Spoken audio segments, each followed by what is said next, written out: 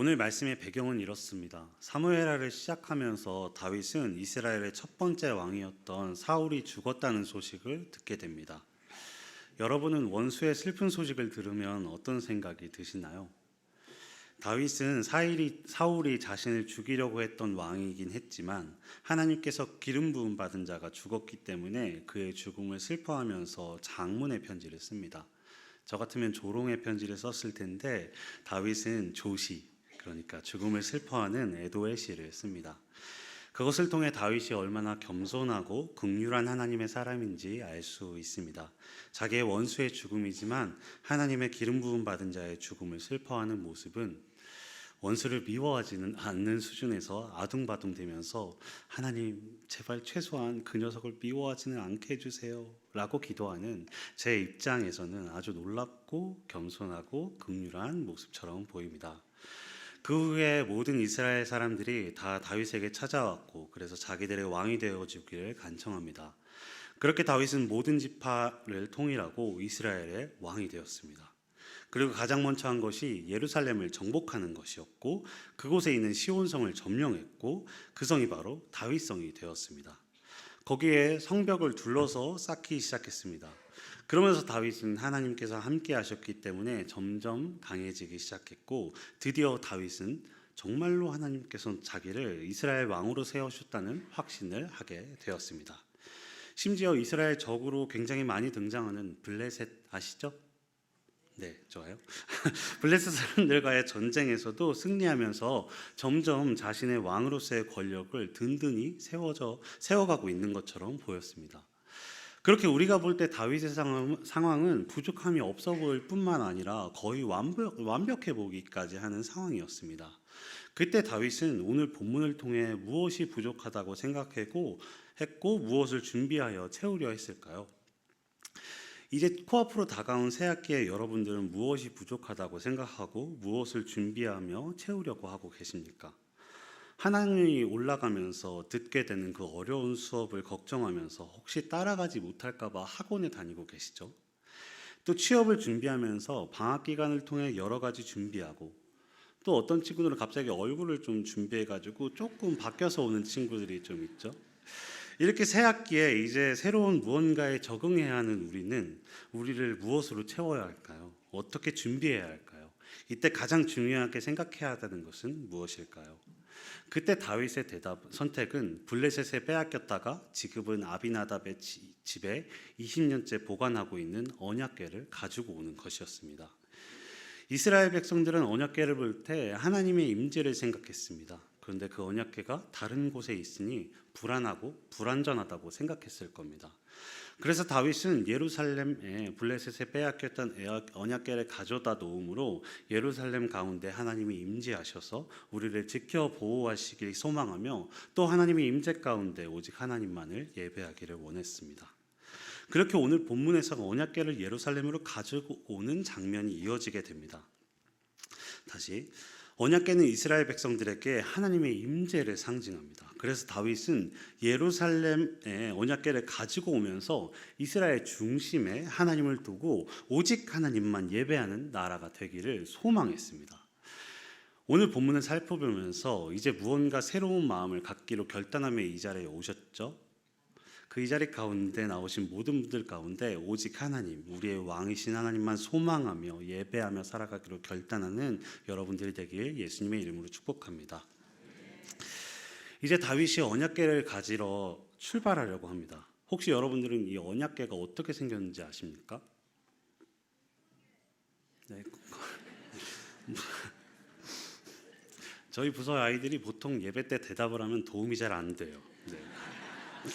어쨌든 저도 실제로 본 적이 없어서 잘 모르지만 성경에 나와 있는 성경의 설명에 따르면 이 언약궤가 이 나무 강대상이랑 비슷하게 생겼지만 조금 작습니다. 근데 이 나무 강대상 옆으로 긴 막대기가 설치되어 있어서 그 막대기를 어깨에 얹어서 메고 이동할 수 있도록 만들어져 있다고 합니다. 저는 이 언약궤를 생각하면 뭐가 생각났냐면 혹시 조선시대 같은 옛날에 양반들이나 높은 분들이 타고 다니는 가마를 아십니까? 조그마한 집처럼 생긴 것에 안에 사람이 들어가고 그 옆으로 나무 그래? 그 옆으로 나무 막대가 설치되어 있고 그것을 앞에서 두 사람이나 혹은 네 사람이 손으로 들거나 끈으로 매서 운반하는 이동 수단을 말합니다. 언약궤랑 비슷하게 생겼어요. 근데 이 가마에 탄 사람이 혹시 누군지 안 보여도 얼마나 높은 사람인지 알 수 있는 방법이 있는데 혹시 아십니까?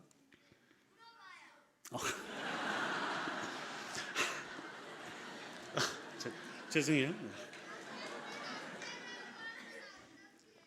조용. 가마가 얼마나 크냐, 혹은 가마가 얼마나 화려하냐, 그런 것들로도 얼추 알 수 있지만 그것보다 확실하게 알 수 있는 것은 그 가마를 몇 명이서 매는가, 아니면 그 가마 뒤로 얼마나 많은 사람이 따라오느냐에 따라 그 가마에 탄 사람이 얼마나 높은 사람인지 알 수 있습니다. 근데 다윗은 이 언약궤를 가지고 오는데 무려 3만 명을 데리고 언약궤를 가지러 갑니다.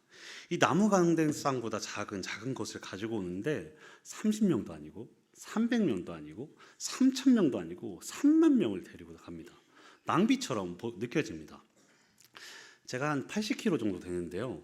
제가 16, 17년도 2년간 지금은 교육전도사로 바뀐 중등부 인턴 전도사 시절이 있었어요. 그때 창세기 14장 그돌라오멜 왕에 대한 설교를 준비하면서 이 왕이 얼마나 대단한 왕인지 표현하고 싶은 거예요. 그래서 가마를 타고 싶은 거예요. 그래서 중3 남자애들 2명을 불러서 손가마를 타고 설교단에 등장하게 됩니다. 네. 그때 그 친구들 2명이 지금 군인인데 한 명이 지금 휴가 때 나와 있네요. 너무 반가워요. 어쨌든 그 상태로 한 5분간 설교를 했었어요. 정신이 나갔었죠. 예. 그땐 중학생 그 외계인 상대로 사역을 하다 보니까 저도 좀 외계인이 됐던 게 아닌가 싶습니다. 근데 어쨌든 그때 남자애들한테 그때 당시 괜찮냐고 물어봤었는데 괜찮다고 했었거든요. 실제로 괜찮았는지는 저도 잘 모르겠습니다. 네. 어쨌든 언약궤 무게가 막 몇십 톤 이렇게 돼가지고 수십 명이서 들어야 되는 게 아니거든요. 언약궤 무게를 90kg 정도로 추정합니다. 그러니까 성인 남성 4명이 들면 거뜬히 들 수 있습니다. 그런데 3만 명을 데리고 간 것은 낭비처럼 보이지만 낭비가 아니라 다윗에게 하나님이 얼마나 높은 분이시며 다윗이 하나님의 임재를 얼마나 갈망하고 있는지 표현되는 거죠. 다윗은 언약궤를 메고 오면서 그것이 얼마나 기뻤는지 여러 가지 악기로 하나님 앞에 기쁨으로 찬양하며 나아갔습니다. 다윗이 언약궤를 소중하게 생각하며 예루살렘 중심으로 가지고 오기를 소망했듯 우리도 우리 중심에 하나님 두기를 소망해야 합니다. 하나님을 예배하며 예배하는 자로서 합당하게 살아가는 것, 삶 속에서 하나님을 예배하는 자로 살아가는 것이 우리에게 얼마나 소중한 일인지 알고 하나님의 임재를 소망해야 합니다. 우리 중심에 가장 중요하게 생각하는 것이 하나님을 우리 마음에 두고 예배하는 것이어야 하고, 그것이 우리에게 귀찮은 일이 되고 억지로 하는 것이 아니라 큰 기쁨이 되고 감사로 하는 것이 되어야 합니다. 여러분들은 새학기를 앞두고 무엇을 준비하고 있습니까? 여러분들이 가장 많이 생각하면서 준비하고 있는 것은 무엇입니까? 어떤 옷을 입어야 인싸가 될까? 요즘 유행하는 가방은 뭘까? 너무 티나지 않게 꾸안꾸 스타일의 화장품은 뭘까? 교복 사이즈를 어떻게 하지? 이제 커질 거니까 크게 입을 거냐? 아니면 당장의 아름다움을 위해 딱 맞춰 입을 것이냐? 등등의 여러 가지 생각을 하며 준비해야겠죠. 근데 이런 것들 중에 여러분들에게 하나님은 몇 번째입니까?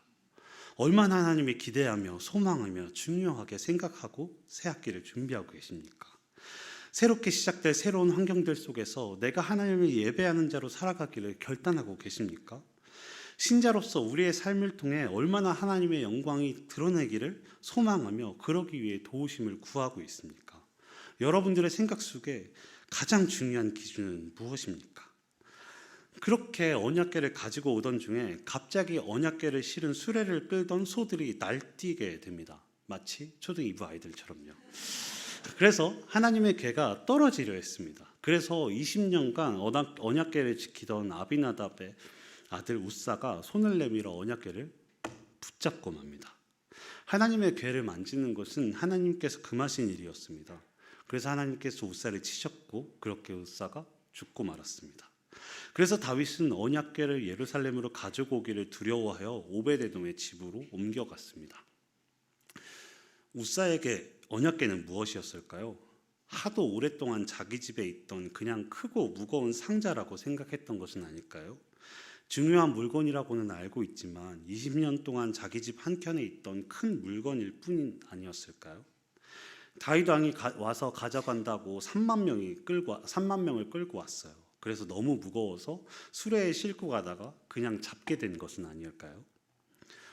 우리에게 하나님이 그런 취급받지 않기를 바랍니다. 이 세상 모든 것을 창조하신 전지전능하신 창조주 하나님, 지금도 이 세상을 주관하시는 하나님, 우리를 사랑하사 자기 하나밖에 없는 아들 예수님을 보내주시고 그 아들 예수님을 통해 우리를 구원하신 사랑의 하나님, 그 하나님이 우리에게 너무 익숙해져 버린 것은 아닐까요?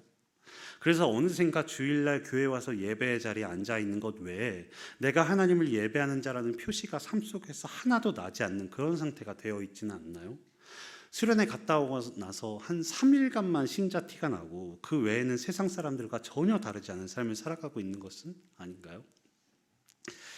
제가 설교를 통해 몇 번은 했던 이야기입니다. 그래서 들어본 적 있는 분들도 있을 겁니다.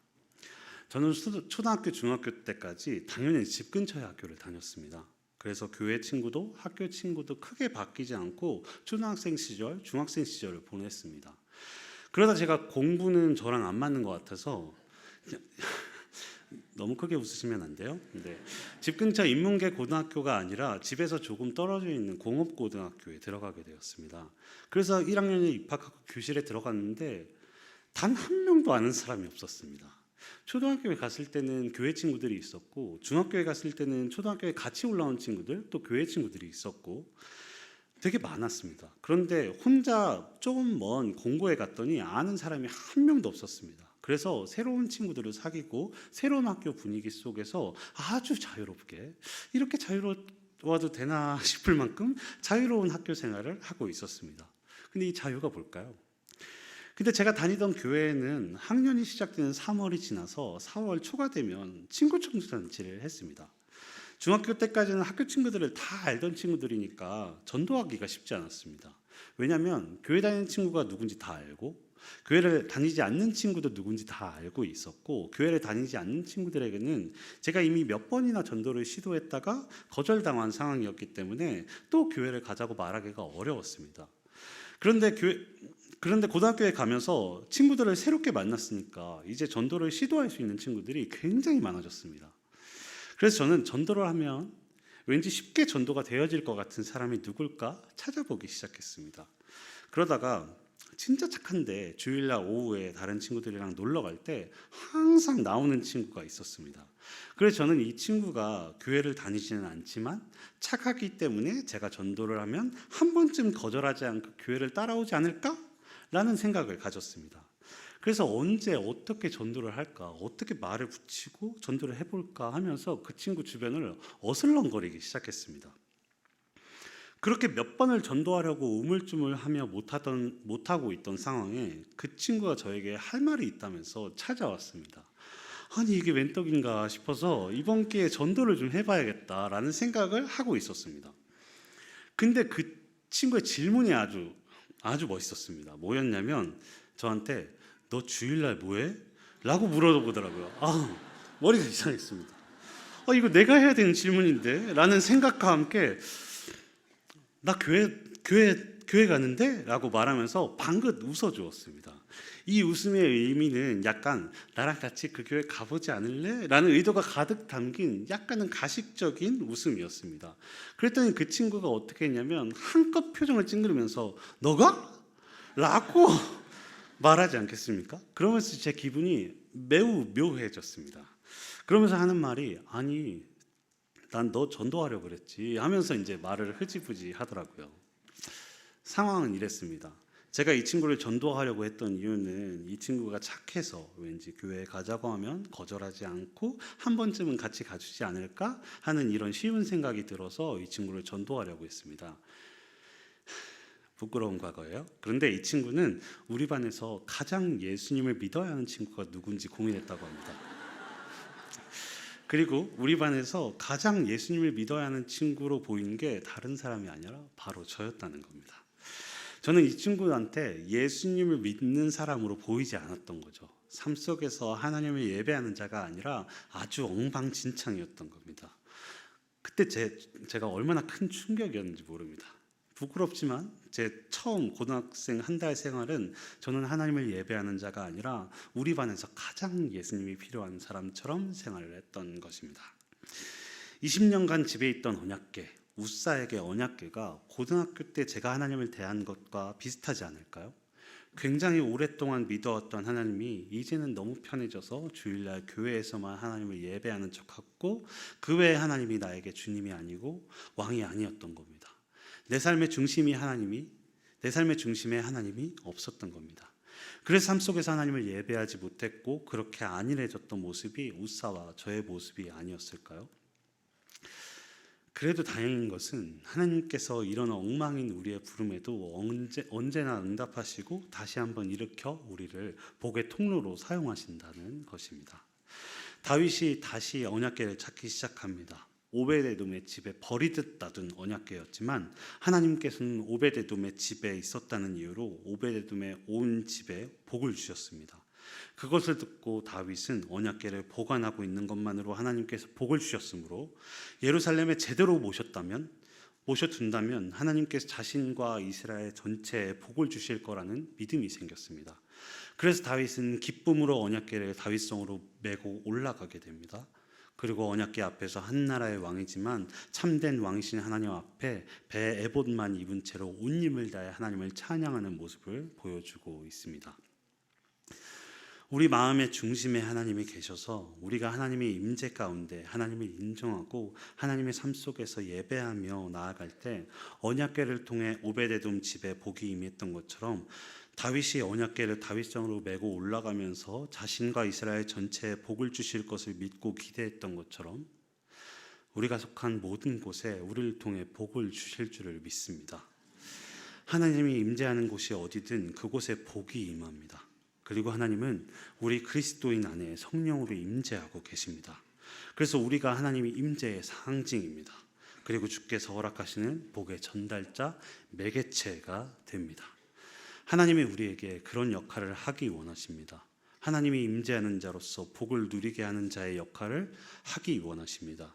그럴 때 우리에게 필요한 것은 우리가 우리 마음 가운데 주님 두기를 원하며 우리가 우리 마음 가운데 우리 안에 계신 주님의 인도하심에 순종함으로 삶 속에서 하나님을 예배하며 살아가는 것입니다. 그렇게 하나님을 예배함으로 예배하는 우리를 통해 하늘의 문이 열리고 우리가 속한 그곳이 어디든 각 가정마다 각 학교마다 교실마다 직장마다 그곳이 어디든 우리를 통해 하늘의 문이 열리고 복을 누리게 되는 블레싱 라이프, 복된 삶을 살아가는 여러분들이 되길 예수님의 이름으로 축복합니다.